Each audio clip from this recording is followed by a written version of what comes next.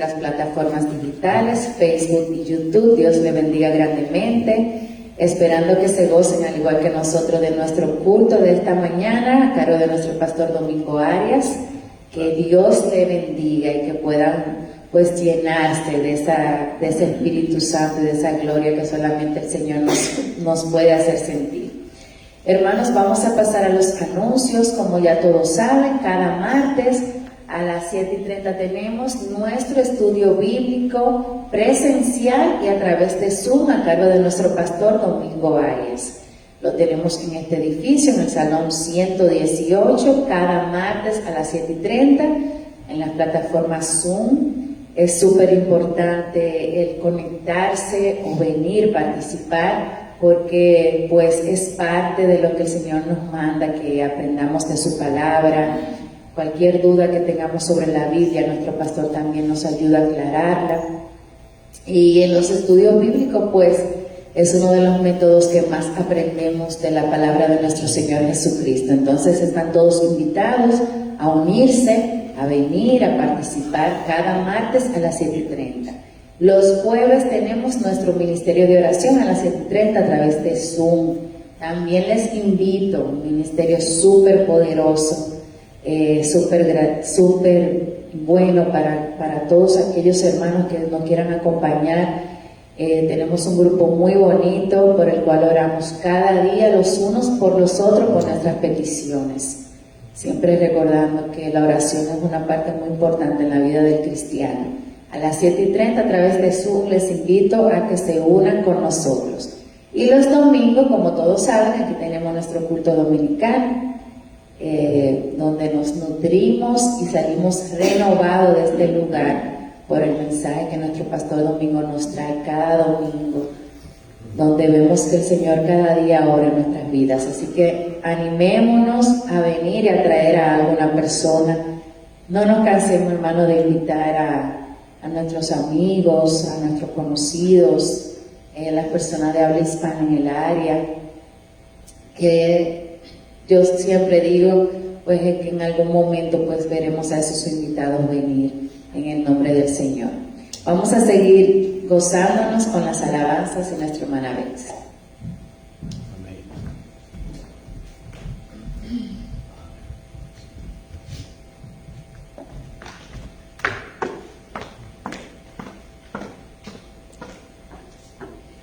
Mis hermanos, los invito a cantar conmigo esta canción. Nuestro Señor es nuestra roca firme donde podemos ir a buscar ese refugio, ese apoyo de nuestro Señor. Vamos a confiar en Él y que Él nos va a proteger en toda tempestad. Mi roca.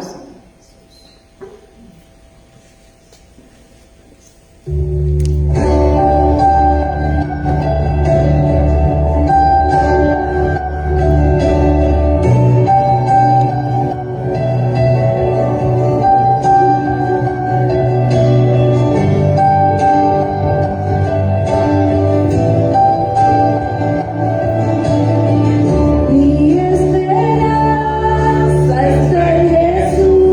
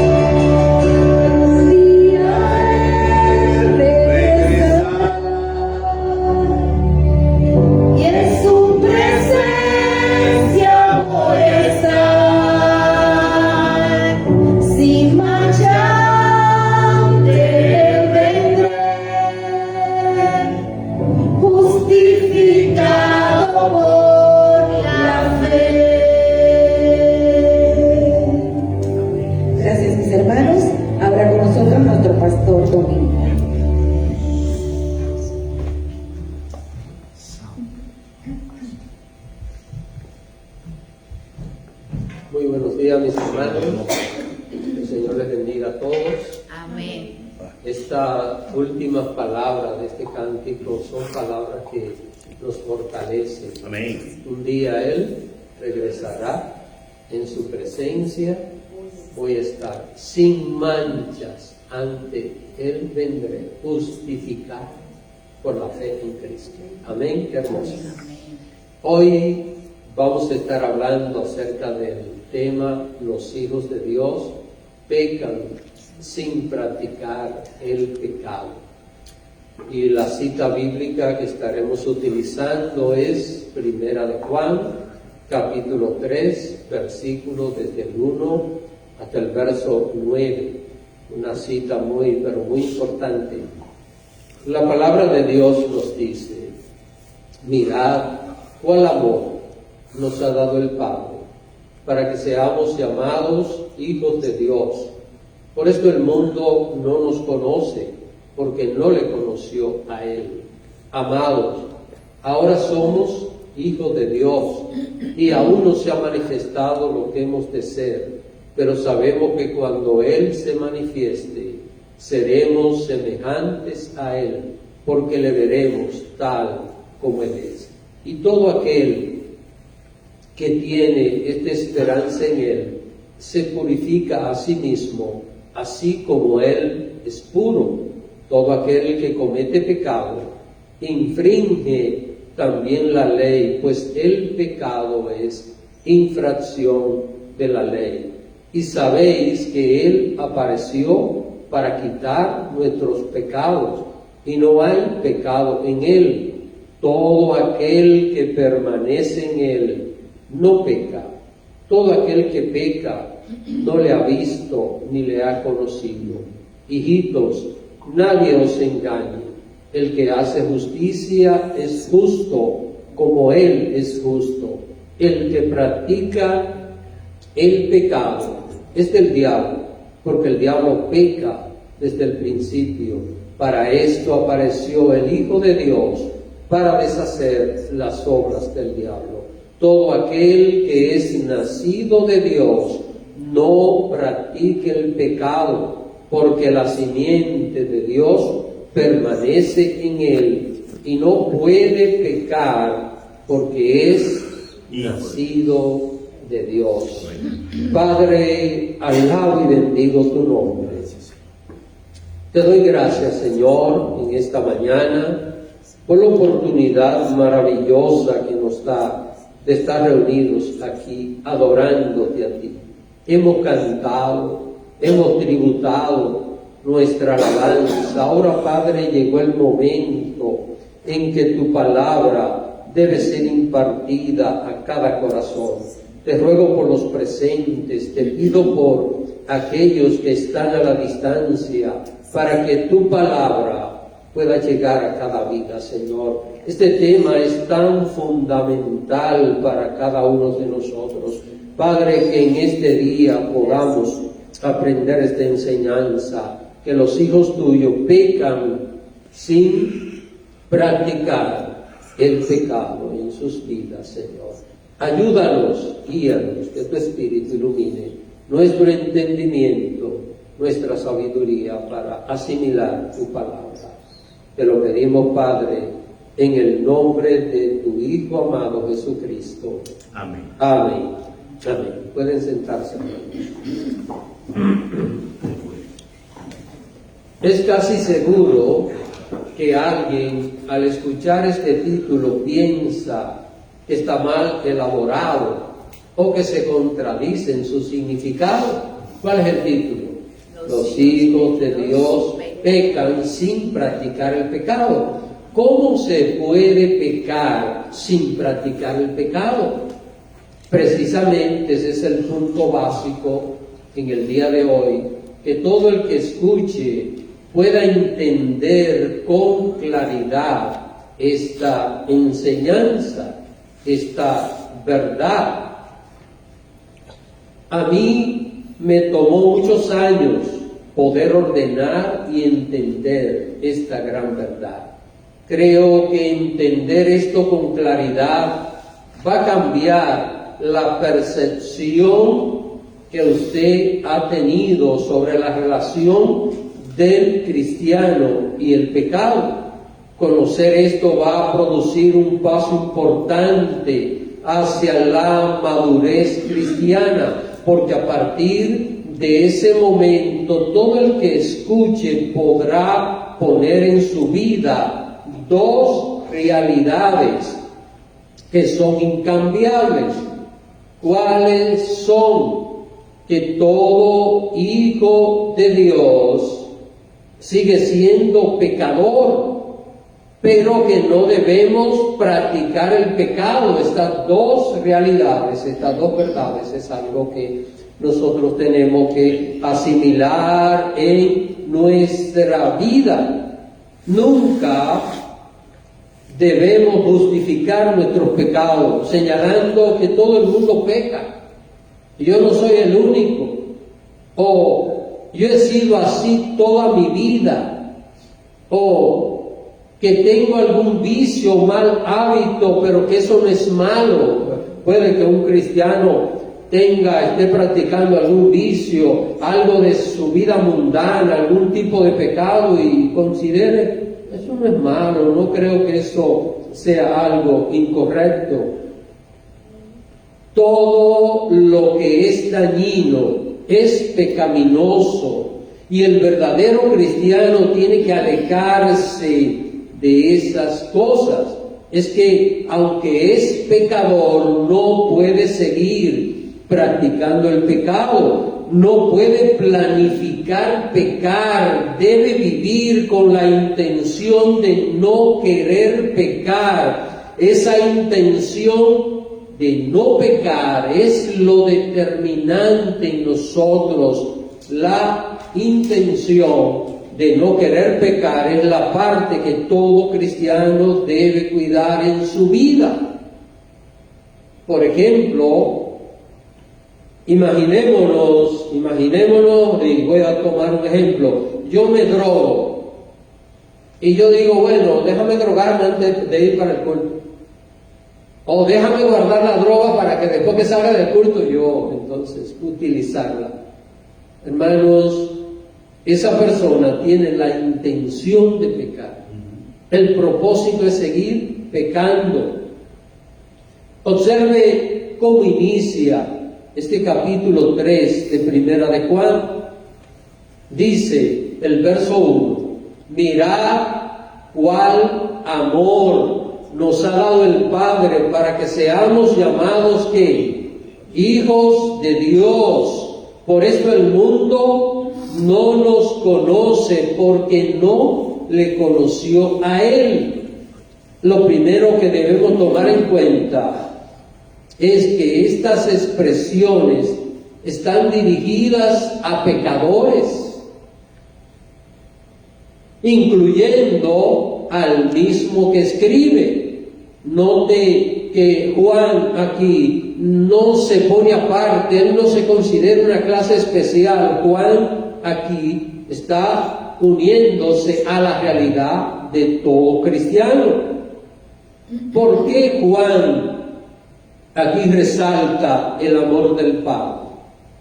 ¿Por qué lo resalta? Note la expresión con la cual él comienza. Él utiliza aquí un adverbio exclamativo que es cuál.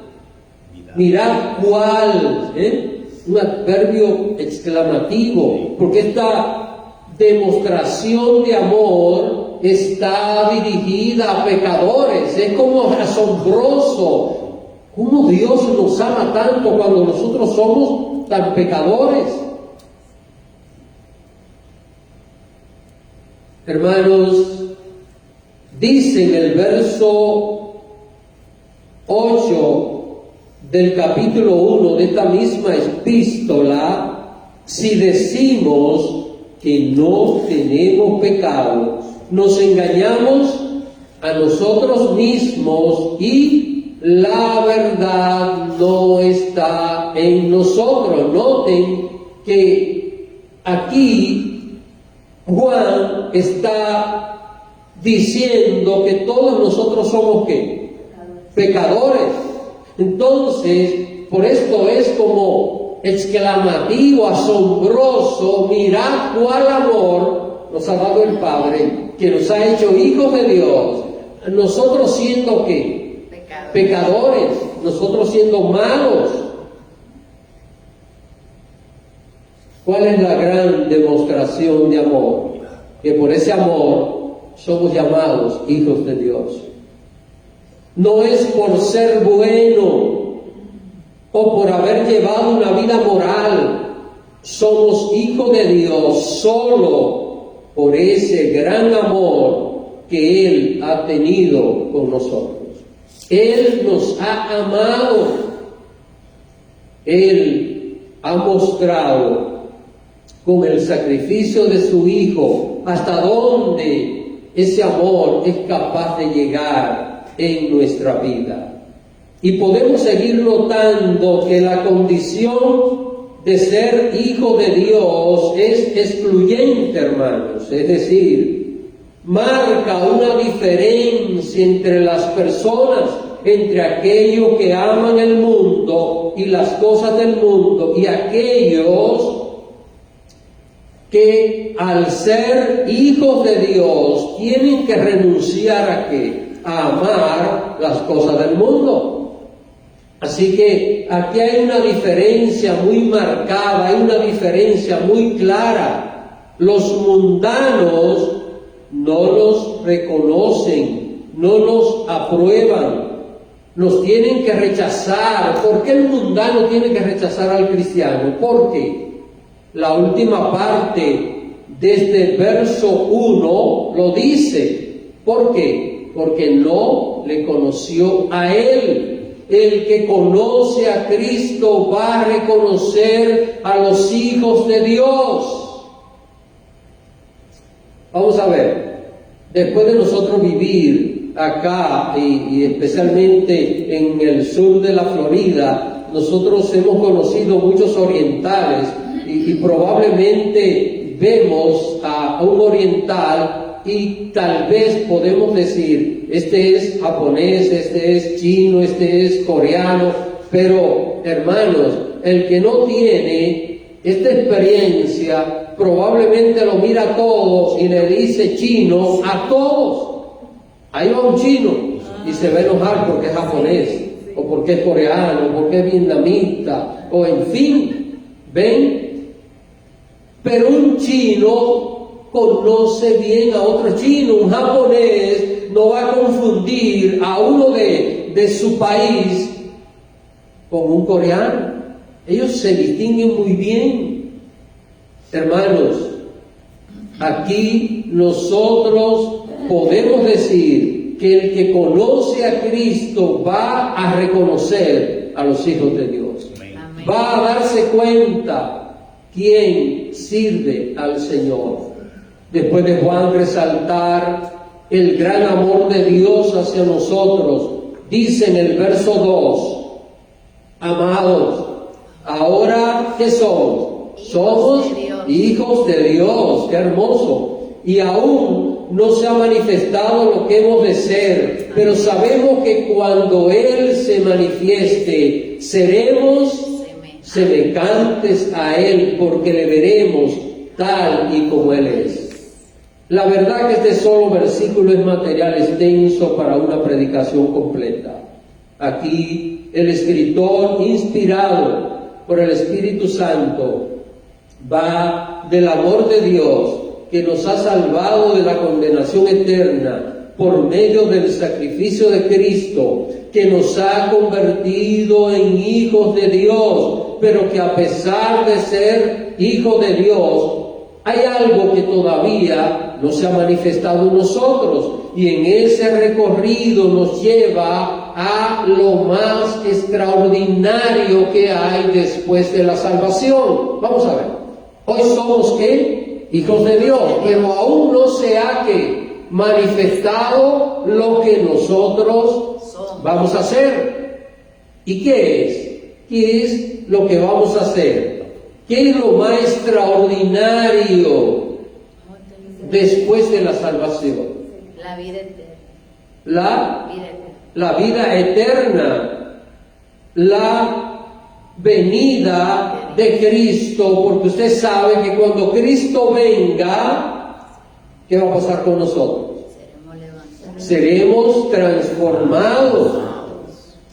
Por esto aquí el escritor sagrado resalta esta importancia, este paso extraordinario después de la salvación. Lo más grande es la venida del Señor Jesús. Hermanos, y cuando vemos este mundo y todo lo que está pasando, tanta tragedia, tanto dolor, yo creo que en el sentimiento profundo de un cristiano debe haber una sola palabra: sí, ven Señor Jesús, como dice el libro de Apocalipsis. ¿Para qué? Para que termine tanto dolor, tanta amargura, tanta tristeza en este mundo. Por esto dice aquí: pero sabemos que cuando Él se manifieste, seremos semejantes a Él, porque le veremos tal como Él es. Estimados hermanos, esta es la gran esperanza de todo hijo de Dios, el encuentro con Cristo en su venida. ¿Qué va a hacer? Va a transformar nuestros cuerpos mortales en inmortales y nuestra condición pecaminosa a una condición impecable. Ya no tendremos que luchar con las debilidades, ya no tendremos que luchar con las tentaciones. Todo esto será cosa del pasado cuando Cristo venga. Ahora bien, mientras Cristo viene, los hijos de Dios tenemos que vivir todos los días esperando su venida. Este es el punto básico de la venida de Cristo. El que espera a Cristo debe vivir como preparado. Recuerden, hermanos, y esto todos lo sabemos, pero como que muchas veces no nos detenemos a tomar en cuenta con seriedad este punto. Cristo va a venir, pero también nosotros podemos ir. ¿Cuándo? En cualquier momento. Y tenemos que estar como preparados. ¿Por qué dice este versículo 3 lo que señala? Noten este verso 3. Y todo aquel que tiene esta esperanza en Él se purifica a sí mismo como Él es puro. El verdadero Hijo de Dios no puede quedarse diciendo: soy salvo, soy hijo de Dios, puedo hacer lo que se me antoje y como quiera soy salvo, porque todo verdadero Hijo de Dios vive esperando ¿a quién? A Cristo. Y el que espera a Cristo se tiene que purificar del pecado. ¿Por qué? ¿Qué dice el verso? Porque Cristo es puro. Y si nosotros estamos aprendiendo de Cristo, debemos de purificarnos del pecado. Note algo muy importante de esta carta, y esto mientras preparaba este sermón estaba observando este detalle, y es que cada vez que Juan menciona el pronombre Él relacionado con Dios, se refiere al Señor Jesús. Y esto nosotros lo podemos ver. Mire el verso 3. Todo el que tiene esta esperanza en Él, ¿en quién? En Cristo, se purifica a sí mismo, así como Él, ¿quién? Cristo es que puro. Es verdad que el cristiano va a luchar y va a batallar en esta vida. Por esto, desde un principio hemos estado señalando lo que la palabra de Dios dice, que somos pecadores, pero el Señor nos ha llamado a purificarnos del pecado. El Señor nos ha llamado a vivir una vida agradable delante de Él.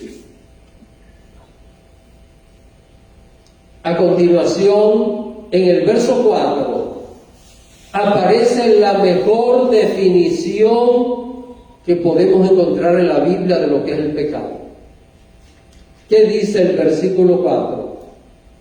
Todo aquel que comete pecado infringe también la ley, pues el pecado es que infracción de la ley.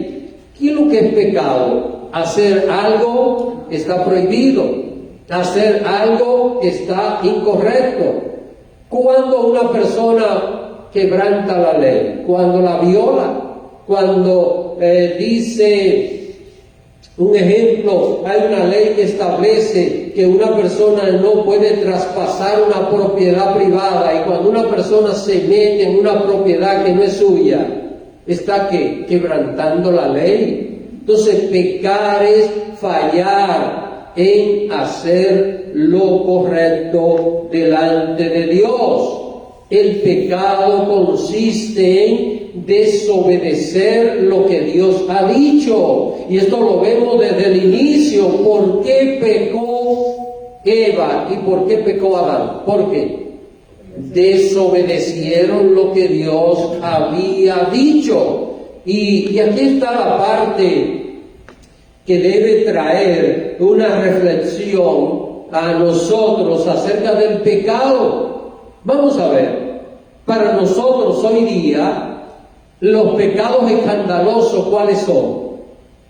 ¿Cuáles son? Homicidio, adulterio, robo, en fin, ese tipo de cosas, violaciones. Bueno, eso es el pecado horrendo, ¿verdad? Los pecados escandalosos.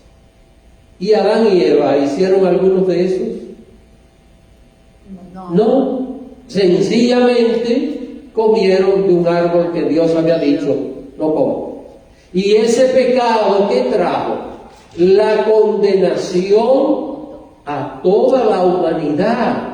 Noten, hermanos, así que es importante entender, porque a veces nosotros decimos, pero que yo no soy tan malo ni tan pecador, porque yo no he hecho esto, yo no he hecho aquello, yo no he hecho aquello otro. Con un solo pecado que un ser humano cometa, merece el infierno. Uno solo, por comisión o por omisión, merece el infierno.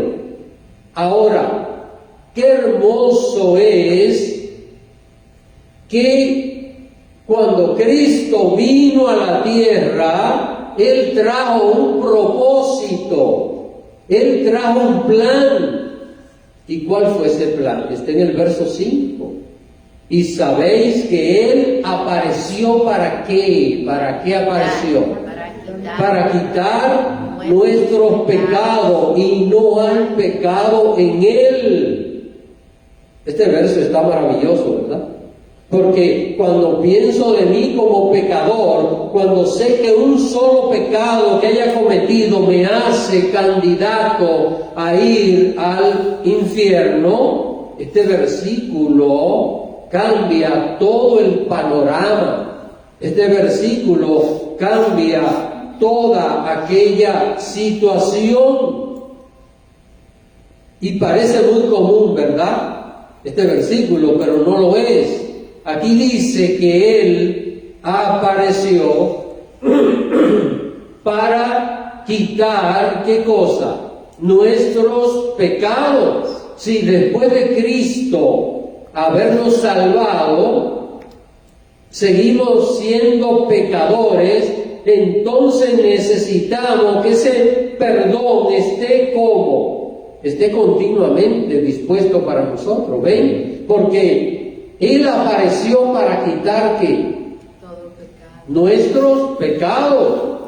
Ahora, el día que usted y yo fuimos salvados, ¿qué pasó con todo el pecado que habíamos cometido? Fue perdonado, fue borrado totalmente, pero usted y yo seguimos pecando. Por esto es que el perdón a través de Cristo debe ser un presente continuo. Jesús quitó nuestro pecado y lo sigue quitando cada vez que pecamos. Esto es lo que conocemos a través establece la Biblia como la justificación del pecado. ¿Qué es la justificación del pecado? Es una reserva del sacrificio de Cristo, y porque Cristo resucitó para que cualquier pecado que cometa aquel que le sirve a Él sea perdonado. Él es la propiciación por nuestros pecados. Los siguientes 4 versículos son la esencia del título del sermón. ¿Usted recuerda el título del sermón? Los hijos de Dios pecan, pero no practican el pecado, ¿verdad? Pecan sin practicar el pecado. Así que los últimos 4 versículos que vamos a ver en el día de hoy representan esa esencia de este sermón. Dice el verso 6: todo aquel que permanece en Él no peca. Todo aquel que peca no le ha visto ni le ha conocido. Hijitos, nadie os engañe. El que hace justicia es justo como Él es justo. ¿A qué se está refiriendo el pecador Juan cuando dijo aquellas palabras que el que permanece en Cristo no peca? Vamos a ver, le hago la pregunta otra vez. ¿Qué estaba diciendo? ¿En qué estaba pensando el pecador Juan? Cuando dijo que el que está en Cristo no peca. ¿Qué era Juan? Un pecador. Y él se estaba refiriendo a algo, porque en el capítulo 1 dice que todos nosotros somos pecadores. En esta epístola, si vemos el capítulo 1, y yo lo señalé que hacia el comienzo, en el verso 8 dice: si decimos que no tenemos pecado, nos engañamos a nosotros mismos y la verdad no está en nosotros. Así que en este capítulo 1 dice que todos somos pecadores, y también dice que el que no dice que tiene pecado está señalando que Cristo es un mentiroso. Así que estamos viendo esta condición del ser humano. Y este versículo: todo aquel que permanece en Él no peca, todo aquel que peca no le ha visto ni le ha conocido, la dice un pecador. ¿Cómo es este asunto, hermano? Esto parece como un nudo, ¿verdad? Como cuando hay un nudo. Pero los versos 8 y 9 desatan ese nudo.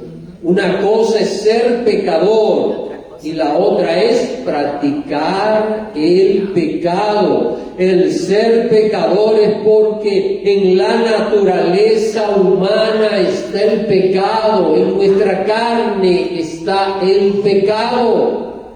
Y cuando un cristiano tiene esto claro en su mente, ese cristiano va a poder crecer espiritualmente. Usted y yo tenemos una tendencia a pecar que se agrava con la tentación. ¿Y quién tiene esto? Todos. Usted la tiene, yo la tengo, todos tenemos esa tendencia a pecar. Es una condición triste, lamentable, pero que todo la llevamos encima. La práctica del pecado es otra cosa totalmente diferente. Es planificar pecar, es no sentir temor cuando se peca. Si después de pecar la persona no siente dolor en su corazón, entonces esa persona, ¿qué está haciendo? Está practicando el pecado. Noten la gran diferencia. Le agrada pecar. La persona se siente cómoda pecando. La persona defiende su condición pecaminosa. La persona justifica por qué está pecando. Cuando una persona actúa de esa manera, esa persona está practicando el pecado. Si la persona lucha para vencer el pecado, y cuando viene el deseo de pecar, clama al Señor pidiendo fuerza para vencer su debilidad, entonces esa persona no está practicando el pecado. Si pide ayuda a Dios, no tiene ¿qué? Intención de pecar.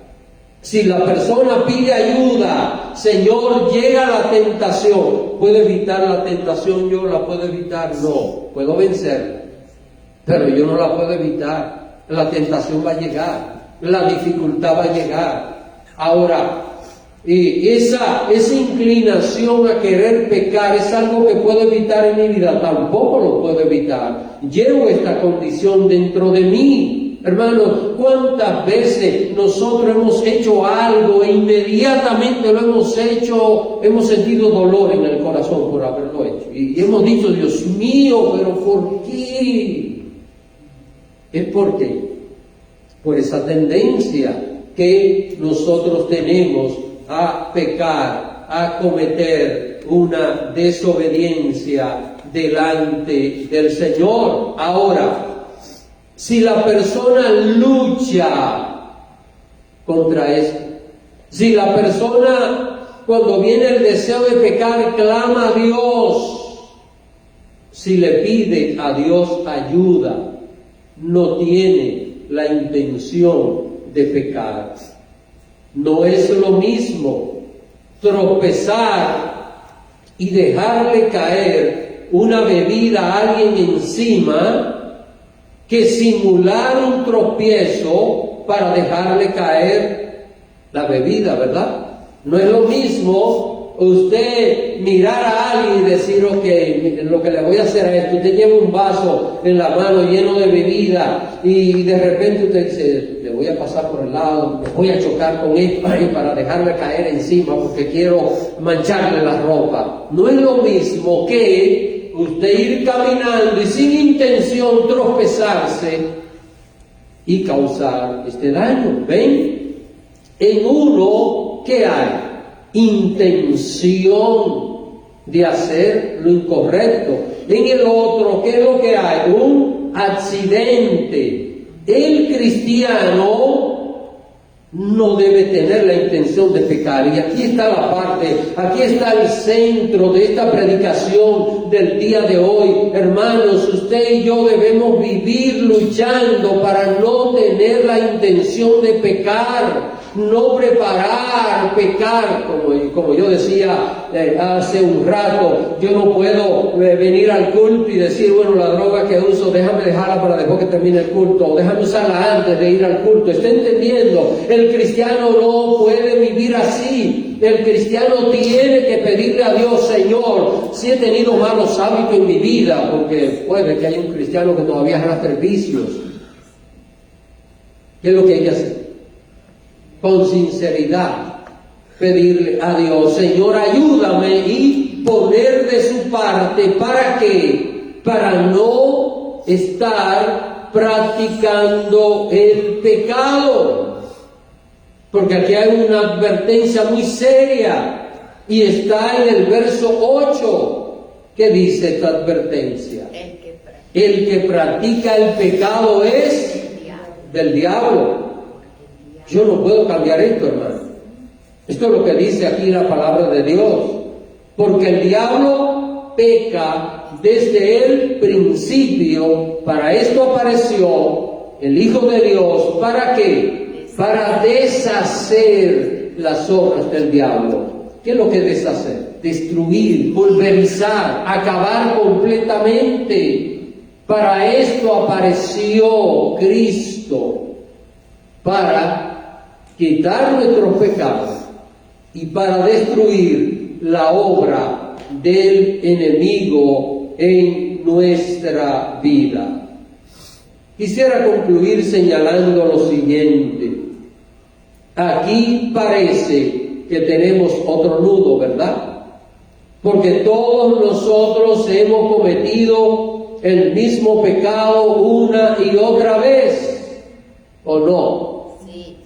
Y esto es como si estuviéramos practicando el pecado.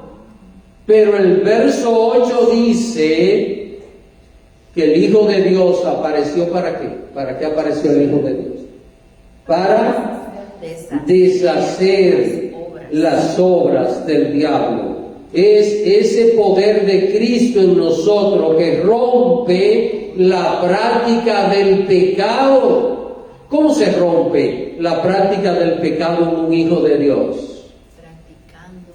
Vamos a ver, hay un ejercicio que debe practicar con sinceridad y está en Primera de Juan, capítulo 2, versículo 1, que dice allí la palabra del Señor: hijitos míos, estas cosas os escribo ¿para qué?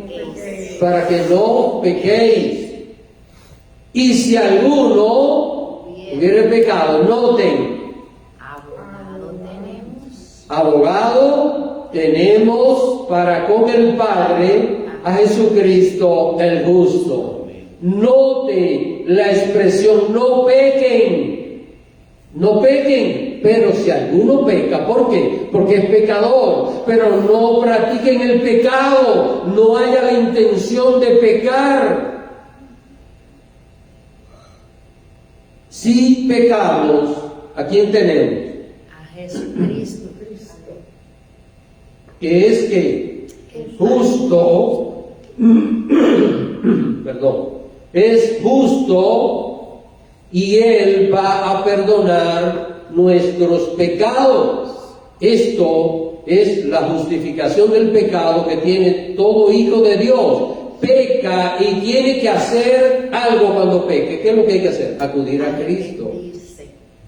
Pedirle perdón inmediatamente. ¿Para qué? Para que Cristo abogue ante el Padre por perdón y su pecado es perdonado completamente. Así es como se rompe la práctica del pecado. ¿Cómo se rompe la práctica del pecado? Pecamos, pedimos perdón a Cristo, se rompe la práctica del pecado. Si no hay ese arrepentimiento, hay entonces una práctica del pecado. Un verdadero hijo de Dios va a mantenerse rompiendo la práctica del pecado, reconoce que ha pecado y pide perdón con una intención. Cuando pide perdón tiene una intención. ¿Cuál es la intención? No pecar, no pecar, no pecar. Tal vez alguien dice: pastor, pero que entonces seguimos siendo pecadores. Yo sigo siendo pecador, pero tengo la intención que no quiero pecar. En mi corazón tengo el anhelo, yo no quiero pecar. Y eso es suficiente para que haya perdón y para que el pecado sea borrado. No es lo mismo actuar deliberadamente que cuando una persona actúa y comete un error que no sea de forma deliberada. El versículo 9 explica quiénes pueden hacer esto sin tomar la intercesión de Cristo como pretexto para pecar. No podemos utilizar la intercesión de Cristo como pretexto para pecar. Es decir, déjame pecar porque yo tengo a Cristo que me va a perdonar mis pecados. Cuando una persona actúa así, tiene la intención de mantenerse pecando. Y el verso 9 dice: todo aquel que es nacido de Dios, noten, no practica el pecado. No está diciendo que no es pecador, que no lo practica. ¿Por qué? ¿Por qué? Porque la simiente de Dios permanece en él y no puede pecar. Aquí no puede pecar, no puede practicar el pecado, porque esa persona es nacido de Dios. se necesita nacer de nuevo para ser un hijo de Dios. Y la señal de un verdadero hijo de Dios es que no que practica el pecado. ¿Y por qué no practica el pecado? El verso lo explica. Porque la simiente de Dios permanece en él y no puede pecar porque es nacido de Dios. Simiente, ¿qué es una simiente? Es una semilla. Se trata de lo que Dios siembra en el ser humano que cree en Jesús. Aquí se refiere a la presencia permanente ¿de qué? Del Espíritu Santo en la vida del cristiano. La persona que tiene al Espíritu de Dios morando en su vida no se va a mantener practicando el pecado. La persona va a reaccionar. ¿Qué estamos diciendo? ¿Que no puede pecar? Sí puede pecar, pero no practicar el pecado. Va a reaccionar. Cuando peca, se va a arrepentir. ¿Puede un cristiano mantener esto, un proceso en su vida? ¿Puede un verdadero cristiano tal vez estar un tiempo cometiendo pecado, no se arrepiente, pero en cualquier momento va a reaccionar? En cualquier momento va a enmendar esto. Esta es la parte que diferencia a ser pecador de practicar el pecado. ¿Y por qué se va a arrepentir? Porque no quiere pecar. Peca sin practicar el pecado. ¿Por qué? Porque en su corazón esa persona tiene que la intención que no quiere pecar, no quiere desobedecer delante del Señor. Así que los hijos de Dios pecan sin ¿qué? Sin practicar el pecado. Que Dios le bendiga en este día. Vamos a orar, hermanos. Esta enseñanza, repito, como lo dije en la predicación, a mí me tomó años poder entender cómo es esto. Pero después de entenderlo, esto produjo algo muy profundo en mi vida, porque sé que no debo tener la intención de pecar y tengo que trabajar con mi intención. Esa es la parte, trabajar con mi intención. Oremos al Señor. Padre, quiero darte las gracias en este día tan maravilloso. Gracias te doy por esta palabra, por esta enseñanza. Esta enseñanza tiene todo lo que un cristiano necesita saber para llevar una vida victoriosa, para poder honrarte a ti. Señor, ayúdanos a vivir sin la intención de pecar. Padre, que no justifiquemos el pecado.